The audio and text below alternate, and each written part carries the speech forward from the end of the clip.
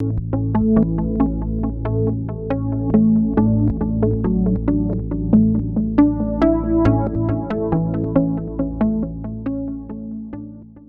dernières années, avec l'accès aux marchés internationaux d'un nombre croissant de pays de tous les continents et l'accélération de la demande en denrées fraîches, les risques économiques, sanitaires et phytosanitaires se sont fortement accrus.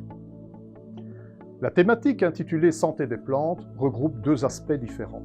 D'un côté, on s'intéressera aux risques pour la santé humaine liés à la présence de certains contaminants dangereux, comme les micro-organismes pathogènes pour l'homme, les métaux lourds, les mycotoxines, ou encore les résidus de pesticides dont les concentrations dépassent les valeurs acceptables. D'un autre côté, on s'inquiétera de la présence éventuelle d'organismes nuisibles pour les plantes, comme les insectes, les nématodes, les virus, les champignons ou certaines bactéries, qui ne sont pas naturellement présents dans une région donnée, mais qui peuvent y être introduits involontairement via les échanges croissants de produits végétaux entre les diverses parties du globe.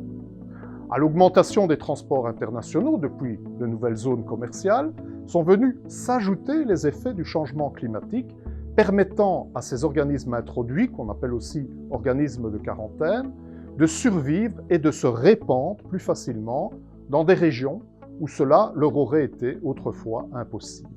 Depuis 1952, une Convention internationale pour la protection des végétaux, ou CIPV, réunit 177 pays avec pour principal objectif de combattre la dissémination de ces organismes nuisibles. Certains de ces organismes sont non seulement susceptibles de provoquer des dommages économiques très importants, à l'exemple des mouches des fruits ou de la bactérie qui ravage aujourd'hui les oliviers en Europe, mais aussi de porter atteinte à la biodiversité locale, car les espèces introduites peuvent supplanter les espèces locales qui alors régressent ou même disparaissent totalement. Des niveaux appropriés de contrôle sont donc fondamentaux, aussi bien pour les exportations que pour les importations. Pourtant, bien que la santé des végétaux soit essentielle pour la sécurité et la sûreté alimentaire, pour l'économie, pour l'environnement et pour la biodiversité, peu de personnes ont conscience de l'importance des menaces qui existent et peu d'experts sont à ce jour capables d'évaluer les risques ou d'élaborer une politique phytosanitaire pertinente. La conformité réglementaire, comme la protection des végétaux, exige une stratégie à long terme, qui ne peut se définir que dans le cadre des normes et des réglementations internationales, comme par exemple le règlement européen 2016-2031, qui dessine un nouveau cadre en Europe pour la protection des végétaux. Comprendre les enjeux de la santé des plantes, pouvoir évaluer les risques et communiquer à leur sujet,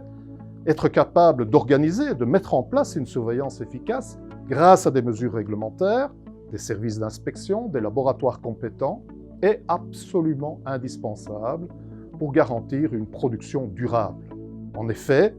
les organismes nuisibles, tout comme la présence de contaminants indésirables, peuvent sérieusement perturber l'accès au marché et la compétitivité de certaines origines en limitant la libre circulation des produits végétaux.